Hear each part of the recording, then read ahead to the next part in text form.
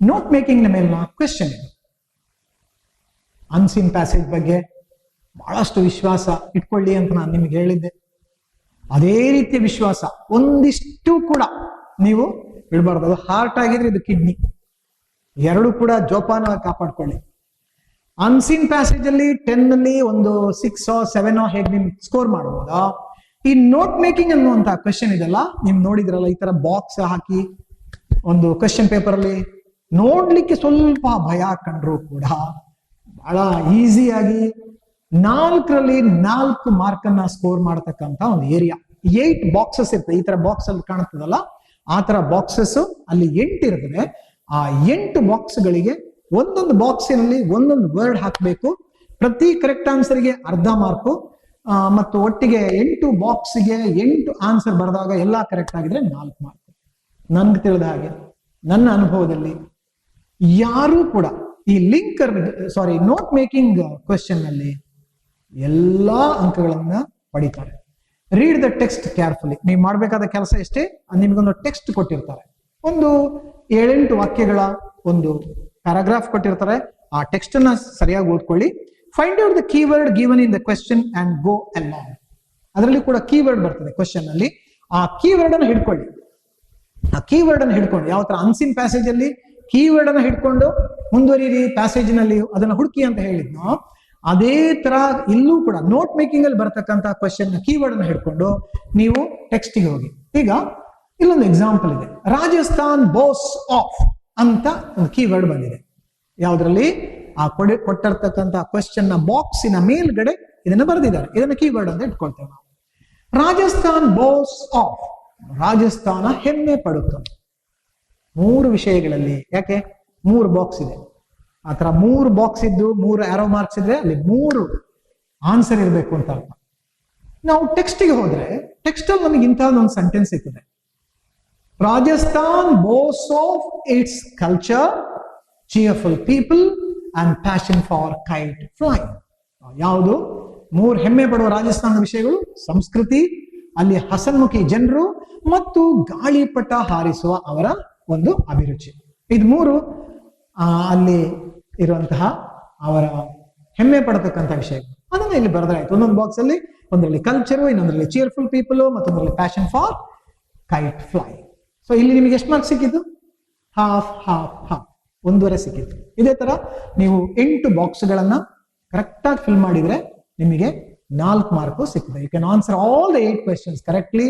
Here you must get 4 out of 4 marks. Dear students, please don't miss this.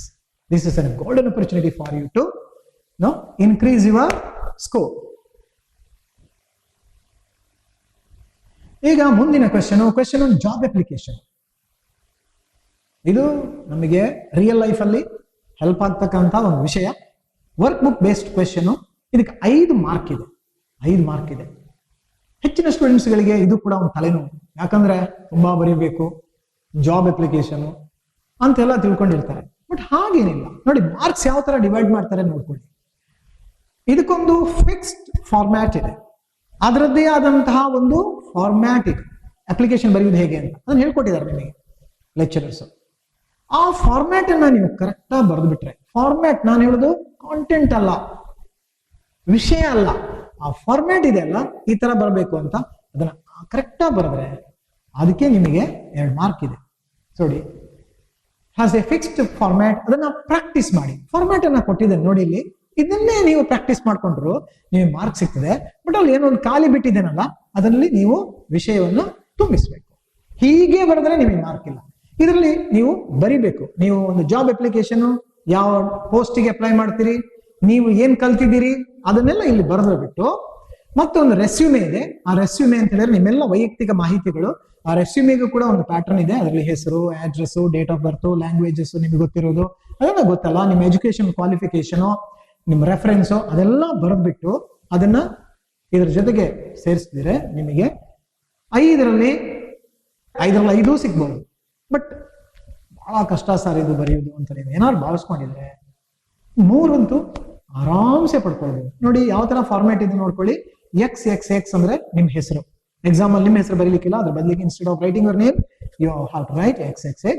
YYY ಅಂದ್ರೆ ನಿಮ್ಮ address. You should not write your address, you have to write your address as YYY. ಹೇಗೆ ಬರ್ದಿದೆ ನೋಡಿ. ಆಮೇಲೆ ಅದೊಂದು line alignment ನೋಡಿ ಹೇಗಿದೆ. Alignment ನೋಡಿ, ಒಂದೇ ಲೈನ್ ಮೇಲಿನ ಕೆಳಗಿನವರೆಗೂ ಕೂಡ ಅದೊಂದೇ ಲೈನ್ ಹೋಗಿದೆ. ನಿಮಗೆ ಜಾಬ್ ಅಪ್ಲಿಕೇಶನ್ ಬರೆಯುವಾಗ ನೀವು ಒಂದು ನಿಮ್ಮ ಆನ್ಸರ್ ಬುಕ್ಲೆಟ್ ಒಂದು ಮಾರ್ಜಿನ್ ಇದ್ರೆ ಅಥವಾ ಮಾರ್ಜಿನ್ ನೀವು ಹಾಕೊಳ್ಳೋದಿದ್ರೆ ಮಾರ್ಜಿನ್ ಪಕ್ಕನೆ ಅದು ನಿಮ್ಮ ಎಲ್ಲ ಲೈನ್ಸ್ ಸ್ಟಾರ್ಟ್ ಆಗುವ ಹಾಗೆ ಮಾರ್ಜಿನ್ಗೆ ತಾಗೋದು ಬೇಡ, ಮಾರ್ಜಿನ್ ಪಕ್ಕದಿಂದ ಅದು ಸ್ಟಾರ್ಟ್ ಆಗ್ಬೇಕು. ಎಲ್ಲ ಒಂದರ ಕೆಳಗೆ ಒಂದು ನೇರವಾಗಿ ಇರಬೇಕು. XXX YYY. ಆಮೇಲೆ ಒಂದು ಸ್ಪೇಸ್ ಕೊಟ್ಟು ಡೇಟ್ ಬರೆಯುವ ಕ್ರಮ ನೋಡಿ. 18 ಜೂನ್ 2020 ಈ ಡೇಟ್ ಅನ್ನ ನೀವು ಬರೀತೀರಾ ಎಕ್ಸಾಮ್ ನಡೆಯೋ ದಿವಸ. ಇಲ್ಲಿ ಜೂನ್ ಎನ್ನುವುದನ್ನ ವರ್ಡ್ಸ್ ಅಲ್ಲಿ ಬರೀತೀರಾ, 18 ಮತ್ತು 2020 ಅನ್ನ ಫಿಗರ್ಸ್ ಅಲ್ಲಿ ಬರೀತೀರಾ. ಇದು ನಮ್ಮ ಮಾಡರ್ನ್ ಸ್ಟೈಲ್. ಇದು ಡೇಟ್ ಅನ್ನ ಬರೀತಕ್ಕಂಥ ಆಧುನಿಕವಾದಂತಹ ಶೈಲಿ. ಇದೇ ತರದಲ್ಲಿ ಬರೀರಿ. ನೆಕ್ಸ್ಟ್ ಡಿಯರ್ ಸರ್ ಅಂತ ನೀವು ಅಡ್ರೆಸ್ ಮಾಡ್ತೀರಾ.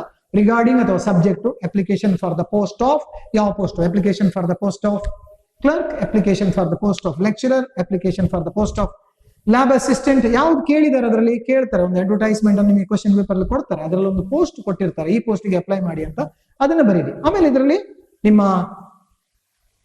ಈ ಏನ್ ಬರೀಬೇಕು ನಿಮ್ಮ ವಿಷಯ ಅದನ್ನ ಇಲ್ಲಿ ಏನ್ ಬ್ಲಾಂಕ್ ಇದೆ ಆ ಬ್ಲಾಂಕ್ ಅಲ್ಲಿ ಫಿಲ್ ಮಾಡಿ. ನೆಕ್ಸ್ಟ್ ಎಂಡ್ ಮಾಡೋದು ಹೇಗೆ ಅದನ್ನು ಕೂಡ ಕೊಟ್ಟಿದೆ. Thanking you yours faithfully. ಇಲ್ಲಿ ನೋಡ್ಕೊಳ್ಳಿ, ಎಲ್ಲೂ ಕೂಡ ಫ್ರಮ್ ಬರೀಲ್ಲ, ಟು ಬರೀಲಿಲ್ಲ, ಅದನ್ನ ಯಾವುದನ್ನು ಕೂಡ ನಾವು ಬರೆಯುವುದಿಲ್ಲ ಇಲ್ಲಿ. Yours faithfully. ಆಮೇಲೆ ಅಲ್ಲಿ XXX YY ಆದ್ಮೇಲೆ ಅಲ್ಲೊಂದು ಬರೀಲಿಕ್ಕೆ ಬಿಟ್ಟು ಹೋಗಿದೆ. ನೀವು ಯಾರಿಗೆ ನೀವು ಬರೀತೀರಾ ಈ ಲೆಟರ್ ಅನ್ನ, ಈ ಅಪ್ಲಿಕೇಶನ್ ಯಾರಿಗೆ ಬರೀತೀರಾ ಅವರದನ್ನ ಅಡ್ರೆಸ್ ಅನ್ನ ಅಲ್ಲಿ ಬರೀಬೇಕು. ಆ ಅಡ್ರೆಸ್ ನಿಮ್ಮ ಕ್ವಶನ್ ಪೇಪರ್ ಅಲ್ಲಿ ಇದೆ. ಅಲ್ಲಿ ಅಪ್ಲೈ ಟು ಅಂತ ಇರ್ತದೆ. ಕೆಲವರು ಅಪ್ಲೈ ಟು ಬರೆದು ಬಿಡ್ತೀರಾ. ಅಪ್ಲೈ ಟು ಎನ್ನುವುದು ಇವರಿಗೆ ಅಪ್ಲೈ ಮಾಡಿ ಅಂತ. ಆ ಅಪ್ಲೈ ಟು ಅನ್ನ ಬಿಟ್ಟು ಅಲ್ಲೊಂದು ಅಡ್ರೆಸ್ ಕೊಟ್ಟಿರ್ತಾರೆ. ಆ ಅಡ್ರೆಸ್ ಅನ್ನ ಅಲ್ಲಿ ನಾನು XXX YYY ಬರ್ದಿದ್ದೀನಲ್ಲ ಅದ್ರ ಕೆಳಗಡೆ ಬರೀರಿ. ಆಮೇಲೆ ಯುವರ್ಸ್ ಫೇತ್ಫುಲಿ ಆದ್ಮೇಲೆ ಸಹಿ ಹಾಕಿ. ಸಹಿ ಹಾಕೋದು ಬೇಡ, ನೀವು ಸೈನ್ಡ್ ಅಂತ ಬರೆದ್ರೆ ಸಾಕು. ಕೆಳಗಡೆ XXX ಅಂತ ಬರೀರಿ ನಿಮ್ಮ ಹೆಸರು. ಆಮೇಲೆ ಪ್ರತ್ಯೇಕವಾಗಿ ನಿಮ್ಮ ರೆಸ್ಯೂಮೆಯನ್ನ ಇದಕ್ಕೆ ಅಟ್ಯಾಚ್ ಮಾಡಬೇಕು. ಅದು ಬರೆದ್ರೆ ನಿಮಗೆ ಒಂದಷ್ಟು ಮಾರ್ಕ್ಸ್ ಸಿಗ್ತದೆ. ಮುಂದಕ್ಕೆ ಹೋಗೋಣ. Question on speech writing. ಇದು ನೀವು ಇನ್ನೊಂದು ಕ್ವೆಶ್ಚನ್, ಇಲ್ಲೂ ಕೂಡ 5 ಮಾರ್ಕಿನ ಪ್ರಶ್ನೆ ಇದು. Here you will be asked to prepare a speech on any one particular topic. ಯಾವುದೋ ಒಂದು ವಿಷಯದ ಮೇಲೆ ನೀವು ಸ್ಪೀಚ್ ಮಾಡಬೇಕು ಅಥವಾ ಸ್ಪೀಚ್ ಬರಿಬೇಕು. ವಿಷಯಗಳು ಯಾವುದಂತ ಅವರು ಕೊಟ್ಟಿರ್ತಾರೆ. The answer should contain 100 words. ಅದರಲ್ಲಿ 100 ವರ್ಡ್ಸ್ ಇರಬೇಕು. The outlines of the speech will be given. ನಿಮಗೆ ಒಂದು ಅನುಕೂಲ ಏನು ಅಂತಂದ್ರೆ ಆ ಸ್ಪೀಚಿನ ಔಟ್ಲೈನ್ ಅನ್ನ ಅವರು ಕೊಟ್ಟಿರ್ತಾರೆ, ಪಾಯಿಂಟ್ಸ್ ಅನ್ನ ಕೊಟ್ಟಿರ್ತಾರೆ. ಸೆಂಟೆನ್ಸ್ ಮಾಡಿ. ಕೆಲವು ಸಲ ನಾನು ನೋಡಿದ್ದೇನೆ ಸ್ಟೂಡೆಂಟ್ಸ್ ಈ ಔಟ್ಲೈನ್ ಕೊಟ್ಟದನ್ನ ಏನ್ ಮಾಡ್ತಾರೆ ಅಂದ್ರೆ ಆ ಔಟ್ಲೈನ್ ಅಲ್ಲಿ ಮತ್ತೆ ಮಧ್ಯದಲ್ಲಿ ಆಫ್, ಆನ್, ಇನ್ನು, ಎಟ್ ಅಂತೆಲ್ಲ ಪ್ರಿಪೋಸಿಷನ್ ತುಂಬಿಸ್ತೀರಿ. ಇದು ನಿಮ್ ಫಸ್ಟ್ PUC ಅಲ್ಲಿ ಇರ್ತಕ್ಕಂಥ ಆ ಕ್ವೆಶ್ಚನ್ ಅಲ್ಲ. ಇಲ್ಲಿ ಆರ್ಟಿಕಲ್ಸ್ ಪ್ರಿಪೋಸಿಷನ್ಸ್ ಗಳನ್ನ ಯೂಸ್ ಮಾಡ್ಕೊಂಡು ಭರ್ತಿ ಮಾಡಿ ಅಂತಲ್ಲ, ಪಾಯಿಂಟ್ಸ್ ಕೊಟ್ಟಿದ್ದಾರೆ, ಅದನ್ನ ಒಂದು ಸೆಂಟೆನ್ಸ್ ಮಾಡ್ಕೊಳ್ಳಿ ಅಷ್ಟೇ. ಮುಂದಕ್ಕೆ ಬಿಗಿನ್ ದ ಸ್ಪೀಚ್ ವಿತ್. ಇಲ್ಲಿ ಯಾವ ತರ ಮಾರ್ಕ್ಸ್ ಡಿವೈಡ್ ಮಾಡ್ತಾರೆ ಅಂತಂದ್ರೆ ಗ್ರೀಟಿಂಗಿಗೆ 1 ಮಾರ್ಕ್ ಇದೆ, ಆಮೇಲೆ ಲೀವ್ ಟೇಕಿಂಗಿಗೆ 1 ಮಾರ್ಕ್ ಇದೆ. ಹಾಗಾಗಿ ಈ ಗ್ರೀಟಿಂಗ್ ಕೂಡ ಬಹಳ ಮುಖ್ಯ. ನಿಮಗೆ 1 ಮಾರ್ಕ್ ಆದ್ರೂ ಸಿಗ್ತದೆ ಗ್ರೀಟಿಂಗ್ ಸರಿಯಾಗಿದ್ರೆ. Begin the speech with greeting ಹೇಗೆ? Good morning everybody, it gives me a great pleasure to speak about dash ಹಾಕಿದ್ರೆ ಏನು, ಯಾವ ಟಾಪಿಕ್ ಮೇಲೆ ಕೇಳಿದರೆ ಆ ಟಾಪಿಕ್ ನ ಹೆಸರು ಹಾಕಿ. Good morning everybody, it gives me a great pleasure to speak about environmental pollution.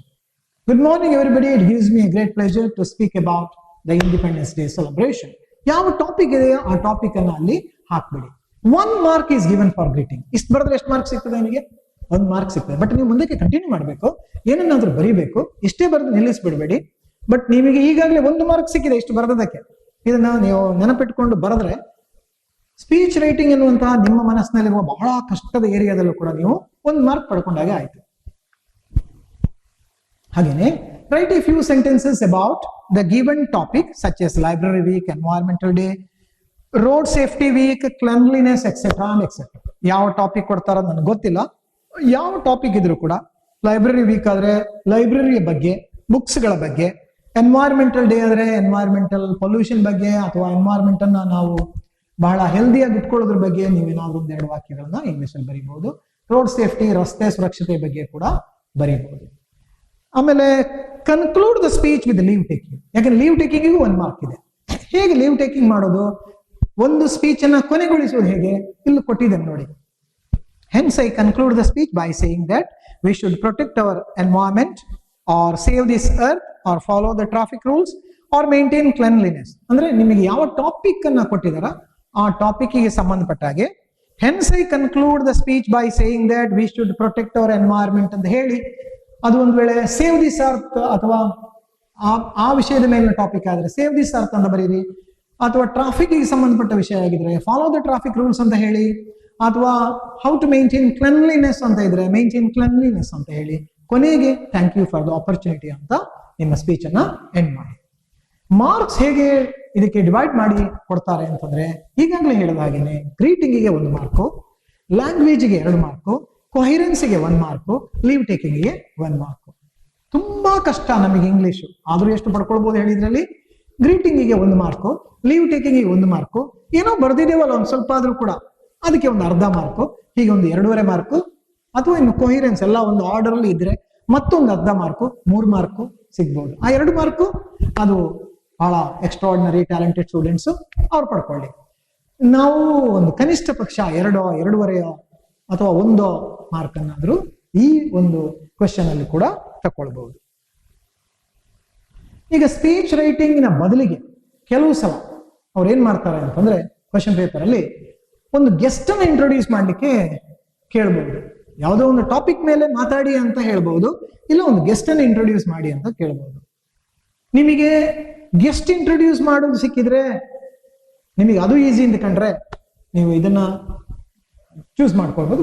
But ಆಯ್ಕೆ ಇಲ್ಲ, ನೀವು ಒಂದು ಸ್ಪೀಚ್ ರೈಟಿಂಗ್ ಅಥವಾ ಗೆಸ್ಟ್ ಅನ್ನು ಇಂಟ್ರೊಡ್ಯೂಸ್ ಮಾಡೋದು ಕೊಡೋದವರು. Instead of speech writing on any topic, introducing a guest to a program can be answered. Choice is there. In such a case, the details of the guest will be given. ಈಗ guest ಅನ್ನು introduce ಮಾಡಿದ್ರೆ ಗೆಸ್ಟಿನ details ಅನ್ನು ಕೊಟ್ಟಿರ್ತಾರೆ. ಗೆಸ್ಟಿನ ಹೆಸರು, ಗೆಸ್ಟಿನ qualification, guest ಅವರ profession, ಅವರ hobbies, ಅವರ interest, ಅವರ ಅಚೀವ್ಮೆಂಟ್ಸ್ ಇದೆಲ್ಲ ಕೊಟ್ಟಿರ್ತಾರೆ. ಇನ್ನು here also begin the speech with greeting. ಇಲ್ಲೂ ಕೂಡ ನೀವು ಸ್ಟಾರ್ಟ್ ಮಾಡೋದು ಹೇಗೆ, ಯಾಕಂದ್ರೆ ಇದು ಕೂಡ ಒಂದು ಗೆಸ್ಟ್ ಅನ್ನ ಇಂಟ್ರೊಡ್ಯೂಸ್ ಮಾಡೋದು ಒಂದು ಭಾಷಣವೇ. ಹಾಗಾಗಿ ಇಲ್ಲೂ ಕೂಡ ಗ್ರೀಟಿಂಗಿನ ಮೂಲಕ ನೀವು ನಿಮ್ಮ ಸ್ಪೀಚ್ ಅನ್ನ ಸ್ಟಾರ್ಟ್ ಮಾಡಬೇಕು. ಅದು ಹೇಗೆ ಸ್ಟಾರ್ಟ್ ಮಾಡ್ತೀರಾ, ಇಲ್ಲಿ ಗೆಸ್ಟ್ ಅನ್ನು ಇಂಟ್ರೊಡ್ಯೂಸ್ ಮಾಡೋದು ಒಂದು ಸಭಾ ಕಾರ್ಯಕ್ರಮದಲ್ಲಿ ಆದ ಕಾರಣ ಇಲ್ಲೊಂದು ಸ್ವಲ್ಪ ಡಿಫರೆಂಟ್ ಸ್ಟೈಲ್ ಇದೆ. Good morning to you all ಅಥವಾ ಗುಡ್ ಮಾರ್ನಿಂಗ್ ಎವ್ರಿಬಡಿ ಅಂತ ಹೇಳ್ತೀರಾ. ಆಮೇಲೆ respected president, dignitaries on and off the dais, ladies and gentlemen and my dear friends ಅಂತ ನೀವು ಸ್ಟಾರ್ಟ್ ಮಾಡಬಹುದು. ಇದನ್ನ ನಾವು ಗ್ರೀಟಿಂಗ್ ಅಂತ ಕರಿತೀವಿ. ಇಷ್ಟು ಬರೆದ್ರೆ 1 ಮಾರ್ಕ್ ಇದೆ. ಹೇಗಿದೆ ಅದು? Good morning to you all ಅಥವಾ good morning everybody, respected president, dignitaries on and off the dais, ವೇದಿಕೆಯ ಮೇಲಿರುವ ಮತ್ತು ವೇದಿಕೆಯ ಮುಂಭಾಗದಲ್ಲಿರುವ ಅತಿಥಿ ಗಣ್ಯರೇ, ಮಹಿಳೆಯರೇ, ಮಹಿಳೆಯರೇ, ladies and gentlemen and my dear friends, ನನ್ನ ಸ್ನೇಹಿತರೆ. ಇದು ಗ್ರೀಟಿಂಗ್. ಮುಂದೆ, it gives me immense pleasure to introduce the guest of the day. Mister ಗಂಡ್ಸಾಗಿದ್ರೆ, ಮಿಸಸ್ ಲೇಡಿ ಆಗಿದ್ರೆ, ಅಥವಾ ಅನ್ಮ್ಯಾರಿಡ್ ಒಬ್ಳು ವುಮನ್ ಆಗಿದ್ರೆ ಮಿಸ್ ಅಂತ ಹೇಳಿ ಅವರ ಹೆಸರನ್ನ ನೀವು ಹೇಳ್ಬಹುದು. And using the points given right A few sentences. 1-2 ವಾಕ್ಯಗಳನ್ನ, 4-5 ವಾಕ್ಯಗಳನ್ನ, ಅಲ್ಲಿರುವಂತಹ ಪಾಯಿಂಟ್ಸ್ ಇದೆಲ್ಲ ಅದನ್ನ ಬಳಸ್ಕೊಂಡು ನೀವು ಬರೀರಿ. ಕನ್ಕ್ಲೂಡ್ ದ ಸ್ಪೀಚ್, ಇದಕ್ಕೆ ಕೂಡ ನಿಮಗೆ 1 ಮಾರ್ಕ್ ಇದೆ. ಕನ್ಕ್ಲೂಡ್ ದ ಸ್ಪೀಚ್ಗೆ 1 ಮಾರ್ಕ್ ಇದೆ. ಅದು ಹೇಗೆ ಕನ್ಕ್ಲೂಡ್ ಮಾಡಬಹುದು? It gives me immense pride that we have such a distinguished guest amongst us today. Kindly put your hands together for mister or missus or miss. ಹೀಗೆ ಹೇಳಿ ಆ ಒಂದು speech ಅನ್ನ conclude ಮಾಡಿ. ಇದಕ್ಕೆ 1 ಮಾರ್ಕ್ ಸಿಗ್ತದೆ. ಈಗ ಮುಂದಿನ area question on report writing. Report writing ಮೇಲೆ ಒಂದು ಕ್ವೆಶ್ಚನ್. ಇಲ್ಲಿ ನಿಮಗೊಂದು ಅವಕಾಶ ಏನು ಅಂತಂದ್ರೆ, you can choose either the speech writing or report writing. ಇದೊಂದು ನಿಮಗೆ ಚಾಯ್ಸ್ ಇದೆ. ನೀವು ಆಗ ನಾನು ಏನ್ ಹೇಳಿದೆ, ಸ್ಪೀಚ್ ರೈಟಿಂಗ್ ಅಥವಾ ಗೆಸ್ಟ್ ಅನ್ನು ಇಂಟ್ರೊಡ್ಯೂಸ್ ಮಾಡೋದನ್ನ ಕೊಟ್ಟಿರಬಹುದು. ಆದ್ರ ನೆಕ್ಸ್ಟ್ ಈ ರಿಪೋರ್ಟ್ ರೈಟಿಂಗ್ ಅನ್ನ ಕೊಡ್ತಾರೆ, ಒಂದು ಗ್ರಾಫ್ ಎಲ್ಲ ಕೊಟ್ಟು. ನಿಮಗೆ ಯಾವ್ದು ನಿಮಗೆ ಸುಲಭ ಅಂತ ಕಾಣ್ತದೋ ನೀವು ಆನ್ಸರ್ ಮಾಡಬಹುದು. Data is represented here either through a bar graph or a line graph or a pie chart. ಇಲ್ಲಿ ನಿಮಗೆ ಬಾರ್ ಗ್ರಾಫ್ ಅಲ್ಲಿ, ಲೈನ್ ಗ್ರಾಫ್ ಅಲ್ಲಿ, ಪೈ ಚಾರ್ಟ್ ಅಲ್ಲೆಲ್ಲ ಮಾಹಿತಿಯನ್ನು ಕೊಡ್ತಾರೆ. Your write up should be in about 100 words. ಇಲ್ಲಿ 100 words ಇರಬೇಕು. You can start your report writing with an introductory remark.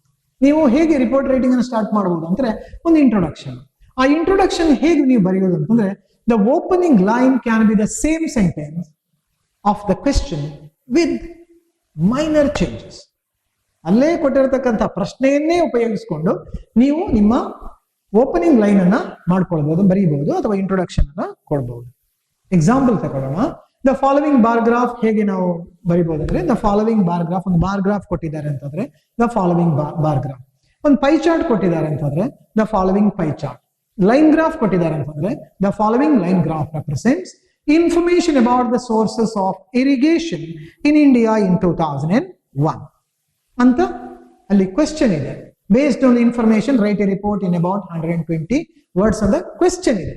ನೀವು ಇದಕ್ಕೆ ಹೇಗೆ ಇದನ್ನ opening lines ಬರೆಯುವುದಂದ್ರೆ, by using the first sentence found in the question, you may begin like this: the given bar graph represents information about the sources of irrigation in India in 2001 ಅಂತ. ಅಲ್ಲಿ the following bar graph ಅಂತ ಹೇಳಬೇಡಿ, ಬರಿಬೇಡಿ. ಯಾಕೆಂತಂದ್ರೆ ನೀವು bar graph ಅನ್ನ ಅಲ್ಲಿ ರಚಿಸಲಿಕ್ಕಿಲ್ಲ, ಅದು draw ಮಾಡ್ಲಿಕ್ಕಿಲ್ಲ, ಅಗತ್ಯನೂ ಇಲ್ಲ. ಸುಮ್ಮನೆ ಇಲ್ಲದೆ ಅದಕ್ಕೆ ಒಂದು 5-10 ನಿಮಿಷ ವೇಸ್ಟ್ ಮಾಡೋ ಬದಲು ದ ಗಿವನ್ ಬಾರ್ ಗ್ರಾಫ್ ಅಂತ ಹೇಳಿದ್ರೆ ಸಾಕು. The bar graph shown here, shown below ಅಂತ ಬರಿಬೇಡಿ. ಇಲ್ಲಿ graph writing should have 3 parts. 3 parts ಇದೆ: ಇಂಟ್ರೊಡಕ್ಷನ್, ಪ್ರೆಸೆಂಟೇಷನ್, ಇಂಟರ್ಪ್ರಿಟೇಷನ್. ಇಂಟ್ರೊಡಕ್ಷನ್ ನೀವು ಆಗ್ಲೇ ಹೇಳಿದ್ದೇನೆ, ಆ ತರ ಇಂಟ್ರೊಡಕ್ಷನ್ ಕೊಡಬಹುದು. ಪ್ರೆಸೆಂಟೇಷನ್ ಅಲ್ಲಿರುವಂತಹ ಡಾಟಾವನ್ನು ಯೂಸ್ ಮಾಡ್ಕೊಂಡು ಹೇಳುವಂಥದ್ದು. ಇನ್ನು ಒಂದು ಇಂಟರ್ಪ್ರಿಟೇಷನ್, ಇದ್ರ ಬಗ್ಗೆ ನಿಮ್ಮ ಅಭಿಪ್ರಾಯ, ನಿಮ್ಮ ಅನಿಸಿಕೆ, ಇದಕ್ಕೆ ಇಂಟರ್ಪ್ರಿಟೇಷನ್ ಅಂತ ಹೇಳ್ತೇವೆ. ಇನ್ನು ನಿಮ್ಮ ಕ್ವಶನ್ ಪೇಪರ್ನ 34ನೇ ಕ್ವೆಶ್ಚನ್, ಕೊನೆಯ ಕ್ವಶನ್ಗಿಂತ ಮೊದಲನೇ ಕ್ವೆಶ್ಚನ್ ಆನ್ ಪ್ರೊನೌನ್ಸ್.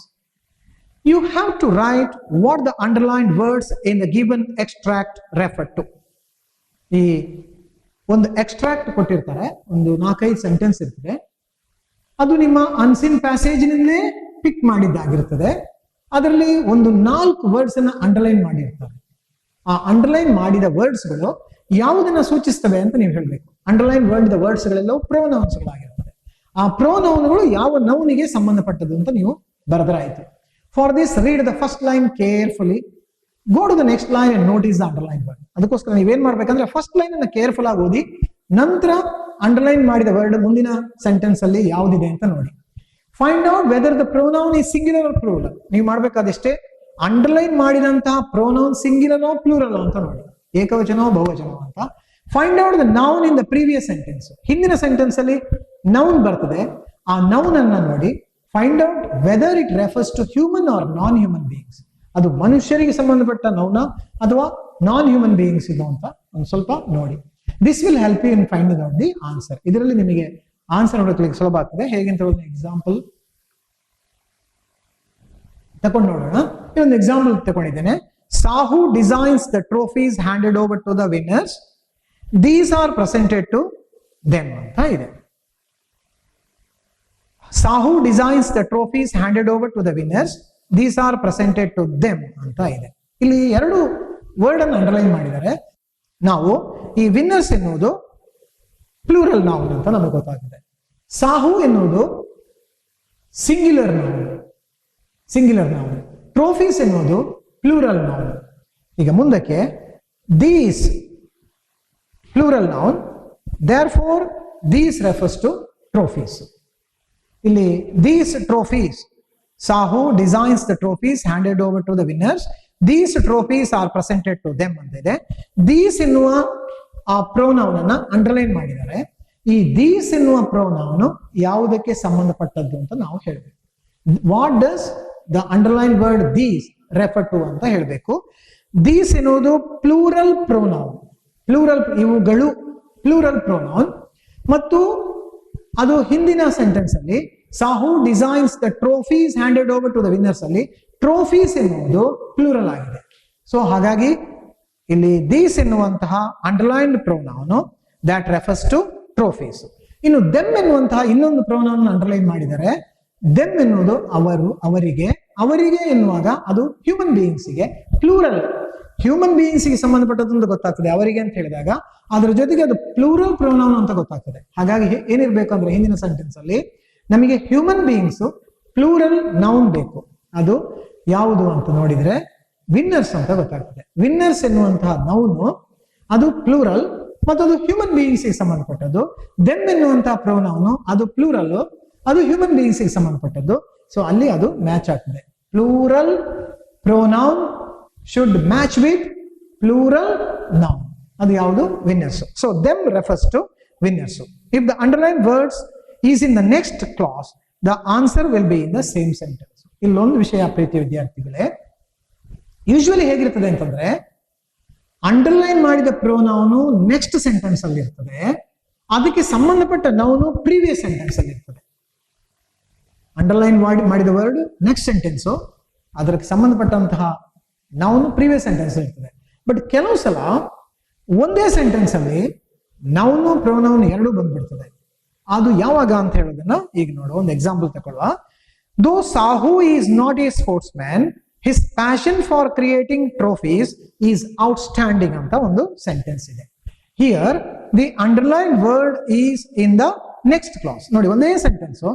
ದೋ Sahu is not A sports man, his passion for creating trophies is outstanding. Which is underline word? ಇಲ್ಲಿ ಪ್ರೊನೌನ್ ಅಂಡರ್ಲೈನ್ ಮಾಡಿದ್ದು ಹಿಸ್. ಒಂದೇ ಸೆಂಟೆನ್ಸ್ ಅಲ್ಲಿ ಇದೆ. ಇದರ ಹಿಂದಿನ ಸೆಂಟೆನ್ಸ್ ಅಲ್ಲಿ ಇದಕ್ಕೆ ಆನ್ಸರ್ ಇರುವುದಿಲ್ಲ. ಯಾಕೆ ಇರುವುದಿಲ್ಲ ಅಂತಂದ್ರೆ ಇದು ನೆಕ್ಸ್ಟ್ ಕ್ಲಾಸ್ ಅಲ್ಲಿ ಇದೆ. ಅದೇ ಸೆಂಟೆನ್ಸ್ ಆಗಿದ್ರು ಕ್ಲಾಸ್ ಬೇರೆ ಆಗಿದ್ರೆ ಇಲ್ಲಿ ಏನಾಗ್ತದೆ ಅಂತಂದ್ರೆ ಆ ನೌನು ಅದೇ ಸೆಂಟೆನ್ಸಿನ ಪ್ರೀವಿಯಸ್ ಕ್ಲಾಸ್ ಅಲ್ಲಿ ಇರ್ತದೆ. ಈಗ ಇದಕ್ಕೆ ಹಿಸ್ ಅಂದ್ರೆ ಅವನ. ಅವನ ಅಂದ್ರೆ ಸಿಂಗ್ಯುಲರ್ ಪ್ರೊನೌನ್, ಮನುಷ್ಯರಿಗೆ ಹೇಳುದು ಅವನ. ಹಾಗಾಗಿ ಇದೇ ಸೆಂಟೆನ್ಸಿನ ಹಿಂದಕ್ಕೆ ಹ್ಯೂಮನ್ ಬೀಯಿಂಗ್ಸ್ಗೆ ಸಂಬಂಧಪಟ್ಟ ಸಿಂಗ್ಯುಲರ್ ನೌನ್ ಯಾವುದಿದೆ ನೋಡುವ. ಅದು ನಿಶ್ಚಿತವಾಗಿ ಕೂಡ ಡೆಫಿನೆಟ್ಲಿ ಬೇರೆ ಯಾವುದೂ ಅಲ್ಲ, Sahu. Sahu is the name of a person, singular. So his refers to Sahu ಅಲ್ಲ, ಅವನ ಅಂತ ಆಗ್ಬೇಕಾದ್ರೆ ನಮಗೆ ಸಾಹೂಸ್ ಅಂತ ಪೊಸೆಸಿವ್ ಪ್ರೊನೌನ್ ಸಾಹೂಸ್ ಅಂತ ಮಾಡ್ಕೊಳ್ಬೇಕು. ಅದಕ್ಕೆ ಸಾಹು ಬರೆದು ಅಪಾಸ್ಟ್ರೋಫಿ ಹಾಕಿ ಎಸ್ ಬರೀಬೇಕು. ಇದು ಸ್ವಲ್ಪ ನಿಮಗೆ ಗೊತ್ತಿರಲಿ. ಹಿಸ್ ಅಂದ್ರೆ ಅವನ, ಹಿ ಅಂತ ಇರ್ತಿದ್ರೆ ಸರಿ, ಅವನು ಸಾಹು. ಹಿಸ್ ಅಂತ ಆದಾಗ ಅವನ, ಅವನ ಅಂತ ಹೇಳ್ಬೇಕಾದ್ರೆ ಸಾಹುವಿನ ಅಂತ ನೀವು ಬರಿಬೇಕು ಅಂತ ಆದಾಗ ಇಲ್ಲಿ you have to write the answer as sahus. So the correct answer is sahus for this. So in ಮುಂದಿನ ನಮ್ಮ last question of your second PU English question paper is a question on jumbled segment. ಇದು last question. Find whether it is A statement. ಇಲ್ಲಿ ಏನ್ ಮಾಡಿರ್ತಾರೆ, ಒಂದು sentence ನಿಮ್ಮ course book ಇಂದ ತೆಗೆದಂತ ಒಂದು ಸೆಂಟೆನ್ಸ್ ಅನ್ನ ಜಂಬಲ್ ಮಾಡಿ ನಿಮಗೆ ಕೊಡ್ತಾರೆ. ನೀವು ಅದನ್ನ ರೀಅರೇಂಜ್ ಮಾಡಿ ಒಂದು ಮೀನಿಂಗ್ಫುಲ್ ಸೆಂಟೆನ್ಸ್ ಆಗಿ ಬರೀಬೇಕು. ಇಲ್ಲಿ ನಿಮಗೆ ಇದು ಕಷ್ಟ ಅಂತ ಕಂಡು ಸುಮ್ಮನೆ ಬಿಟ್ಬಿಡ್ಬೇಡಿ. ಇದೊಂದು ಸ್ಟೇಟ್ಮೆಂಟ್ ಆಗಿದ್ರೆ ಅಂದ್ರೆ ಅಲ್ಲಿ ಫುಲ್ ಸ್ಟಾಪ್ ಇದೆ, ಕ್ವೆಶ್ಚನ್ ಮಾರ್ಕ್ ಇಲ್ಲ ಅಂತ ಆದಾಗ chances are always high that it will be A statement. ಅದೊಂದು ಸ್ಟೇಟ್ಮೆಂಟ್ ಆಗುವ ಸಾಧ್ಯತೆಗಳು ಇದೆ. ಅದೊಂದು ಸ್ಟೇಟ್ಮೆಂಟ್ ಆಗಿದ್ರೆ ನೀವು ಅದನ್ನ ಹೇಗೆ ಸ್ಟಾರ್ಟ್ ಮಾಡಬೇಕು ಅಂದ್ರೆ ಅದರ ಸಬ್ಜೆಕ್ಟ್ ಕರ್ತೃಪದ, ಅದರ ಕರ್ತೃಪದದಿಂದ ಶುರು ಮಾಡಬೇಕು. ಈಗ ಇಲ್ಲಿ ಅಂತ ಸಬ್ಜೆಕ್ಟ್ ಯಾವುದಿದೆ, ನೌನ್ ಯಾವುದಿದೆ ನೋಡಿ. So the noun should come first.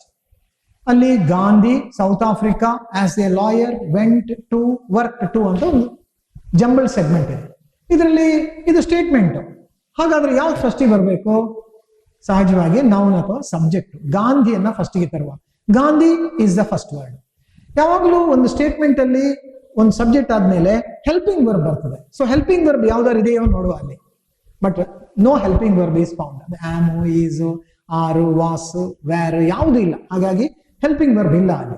Helping verb next ಬರುವಂತದ್ದು main verb. Main verb ಯಾವ್ದಿದೆ?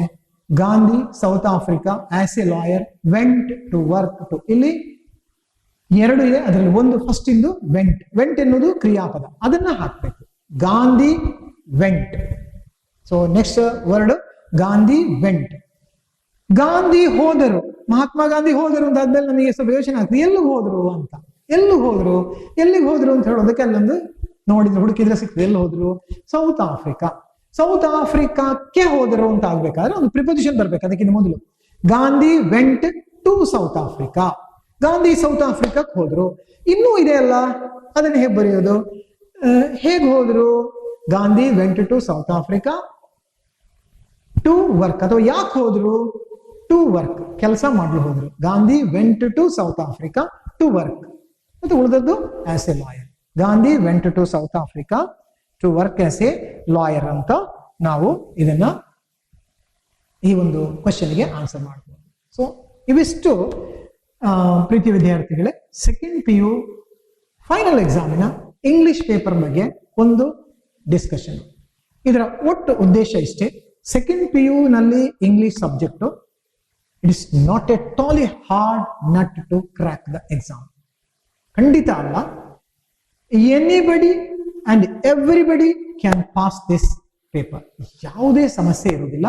But ಹೇಗೆ ನೀವು ಪಾಸ್ ಆಗ್ಬಹುದು, ಯಾವ ಕ್ವೆಶ್ಚನ್ಗೆ ನಿಮಗೆ ಎಷ್ಟೆಷ್ಟು ಮಾರ್ಕ್ ಅನ್ನ ಮಿನಿಮಮ್ ಆಗಿ ಸ್ಕೋರ್ ಮಾಡಬಹುದು ಅಂತ ಹೇಳೋದನ್ನ ನಾವಿಲ್ಲಿ ಡಿಸ್ಕಸ್ ಮಾಡಿದ್ದೇವೆ. My dear students, I hope the presentation will help you in facing your annual examination. So ನೀವೆಲ್ಲರೂ ಕೂಡ ಮುಂಬರತಕ್ಕಂತಹ ಆನ್ಯುವಲ್ ಎಕ್ಸಾಮ್ ಅನ್ನ ಚೆನ್ನಾಗಿ ಬರೀರಿ ಮತ್ತು ನೀವು ಈ ಎಕ್ಸಾಮ್ ಅನ್ನ ಪಾಸ್ ಮಾಡ್ಕೊಳ್ಳಿ. ಮ್ಯಾಕ್ಸಿಮಮ್ ಮಾರ್ಕ್ ಸ್ಕೋರ್ ಮಾಡೋ ಪ್ರಯತ್ನ ಮಾಡಿ, ಆಮೇಲೆ ಪಾಸ್ ಆಗಿ ಅಂತ ಹೇಳ್ತಾ ಈ ಇನ್ಫಾರ್ಮೇಶನ್ ನಿಮ್ಮ ಫ್ರೆಂಡ್ಸ್ಗಳು ಕೂಡ ಶೇರ್ ಮಾಡಿ ಅಂತ ತಿಳಿಸ್ತಾ ಎಲ್ರಿಗೂ ಕೂಡ ಶುಭವಾಗಲಿ. Wish you all the best.